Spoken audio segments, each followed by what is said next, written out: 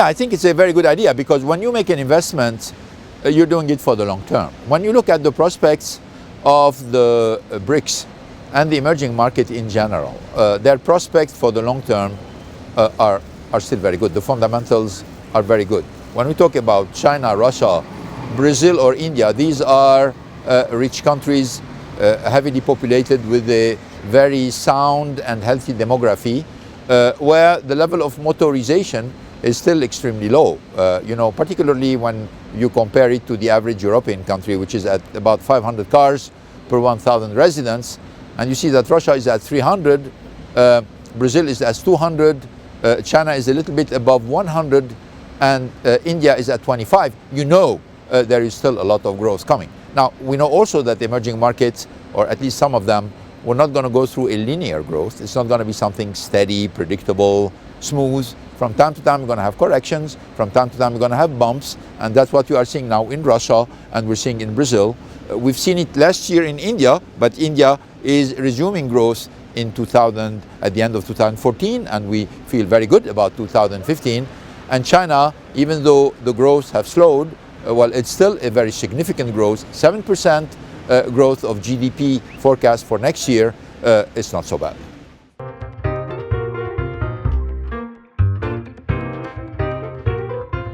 I don't think that it's going to be slowing down, which means the people who are buying EV mainly for economic reasons may be deterred from this. But you have plenty of consumers buying EV for other reasons.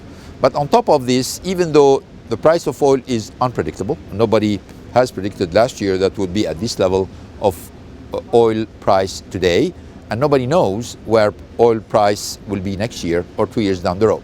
But what is predictable is the fact that the regulation on emissions is going to get tougher in the different markets where we are present. So our EV strategy is here not only to face too much dependence on oil or the cost of oil, but also to allow us to meet a very stringent regulation on emission that are happening and will be happening on the future. So I can bet you that more and more car makers are coming to EVs, and they're going to continue to build and sell EVs, even if the price of oil going down, not only because nobody thinks that the price of oil are going to remain where they are for a very long term, but at the same time also because without EV and zero emission, it's going to be very difficult to meet the regulations on emission, particularly in China and in the United States.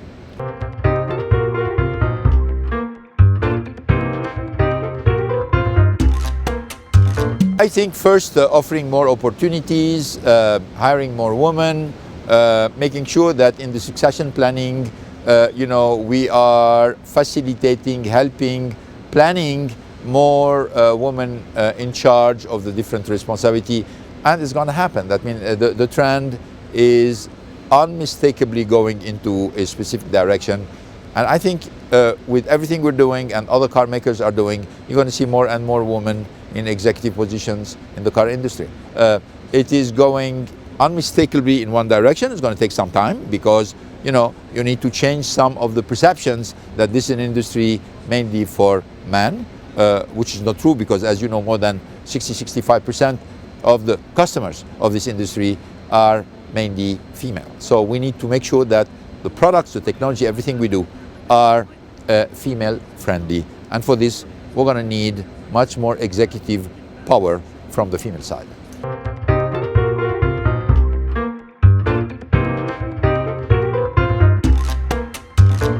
I think the fact that at least at the level of the industry we're talking to each other, not talking about competitive issues, but talking about issues which are common to the industry, where we can come with one voice, guiding, advising the different governments about the limits of technology or the hopes that the technology can allow us to do. So I think the fact that the industry is behaving in a way which is much more responsible today is something which is the benefit of associations and meetings like this one.